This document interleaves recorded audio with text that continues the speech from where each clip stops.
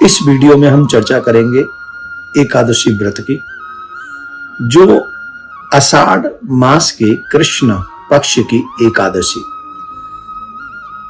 इसमें बहुत सुंदर महात्म की भी चर्चा, कहानी की भी चर्चा, जो कथा है उसकी चर्चा करेंगे।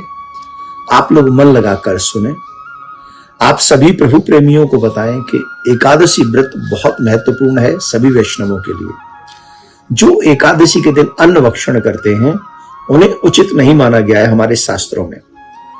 धर्मराज युधिष्ठिर ने जब भगवान श्री कृष्ण से पूछा, हे प्रभु, कृपा करके आप हमें बताएं कि आषाढ़ मास की कृष्ण पक्ष की एकादशी का नाम क्या है, इसके व्रत करने से क्या महात्म है, क्या फल मिलता है, कृपा करके बताइए। तो भगवान श्री कृष्ण कहते हैं, इस आषाढ़ मास की कृष्ण पक्ष की एकादशी को योगिनी एकादशी कहते हैं। इस व्रत से समस्त पापों का नाश होता है। जो कथा है वो मैं तुम्हें सुनाता हूं, ध्यान से सुनो।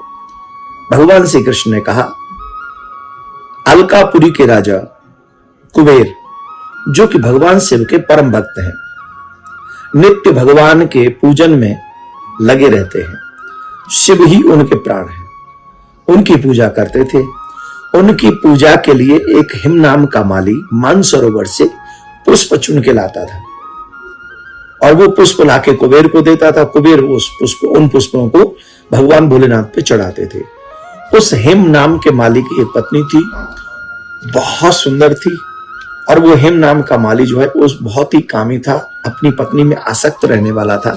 एक दिन भगवान शिव की पूजा में पुष्प विलंब से पहुंचने पर, क्योंकि वो अपनी पत्नी के साथ रमण करने लगा, उनसे हास्य विनोद करने लगा, इस चक्कर में वो पूजा के पुष्प तो ले आया था मानसरोवर से, लेकिन पहुंचाए नहीं थे। जिसके कारण कुबेर को जब पता चला तो उसको बहुत क्रोध आया और उन्होंने कहा, दुष्ट, तूने मेरे भगवान शिव की पूजा में विलंब कराया है, मैं तुझे शाप देता हूं, तुझे पत्नी वियोग होगा, तू मानव बनकर जाएगा पृथ्वी पर, और पृथ्वी पर मानव बनकर जाएगा, तुझे कोढ़ होगा। खैर वो बहुत दुखी हुआ, उसका जन्म हुआ, पत्नी वियोग हुआ, और फिर मानव जन्म लेकर वो कोढ़ी हुआ, बहुत दुख पाने लगा। तो एक दिन संत ने कृपा करके, करुणा करके, उनके ऊपर दया करके कहा कि अगर तुम अपना उद्धार चाहते हो तो आषाढ़ मास की कृष्ण पक्ष की योगिनी एकादशी व्रत करो, जिससे तुम्हारे समस्त पाप कट जाएंगे। जानते हो माय डियर, योगिनी एकादशी व्रत करने से जो फल है ना, तो कितना फल मिलता है? 88,000 ब्राह्मणों को भोजन कराने का जो फल है, वैदिक ब्राह्मणों को जो भोजन कराने का फल है, वह फल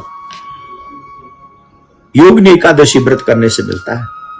एक और बात ध्यान से सुने, भगवान की पूजा में काम विमुक्त होना चाहिए, काम युक्त नहीं होना चाहिए, राग मुक्त होना चाहिए। भगवान का जो भी व्रत हम करते हैं, उन व्रतों में हमें काम, क्रोध, ईर्ष्या, लोभ, मोह इनसे दूर रहकर भगवान की याद करनी चाहिए। खैर महाराज ने उनको कहा कि तुम योगिनी एकादशी व्रत करो, जिससे तुम्हारे पाप कट जाएंगे। तो उन्होंने संत की बात को मानकर योगिनी एकादशी का व्रत किया, और उस व्रत के करने से उसके समस्त पाप कट गए। और उसी एकादशी के व्रत का प्रभाव था कि उसे अपनी पत्नी पुनः प्राप्त हुई और उस कष्ट से वो मुक्त हो गए। तो इस एकादशी के व्रत का बहुत बड़ा महात्मा है, बहुत बड़ा महात्मा है। आप सभी एकादशी का व्रत करें। एकादशी का व्रत 22 तारीख को करेंगे। इस महीने की 22 जून को एकादशी का व्रत होगा, और 23 तारीख को 5:30 बजे से 7:24 तक इसका पारायण होगा। ध्यान रखें, प्रातः काल उठें, संकल्प लें, भगवान नारायण की प्रिया कांजू की पूजा करें और खूब जम के उनकी सेवा करें। सेवा करके ज्यादा ज्यादा स्मरण करें, असत्य से दूर रहें, काम से दूर रहें, क्रोध से दूर रहें, लोभ से दूर रहें, ईर्ष्या से दूर रहें, परनिंदा से दूर रहें। इन सब चीजों से दूर रहकर ज्यादा ज्यादा भगवान के नाम का स्मरण करें। जो मनुष्य ज्यादा ज्यादा भगवान के नाम का स्मरण करेगा, एकादशी का फल उसको अधिक मिलेगा। तो आप सबके लिए प्रिया कांजू कृपा करें, आप सबका आनंद हो, बच्चे सनातनी हो। ऐसी शुभकामनाओं के साथ राधे राधे।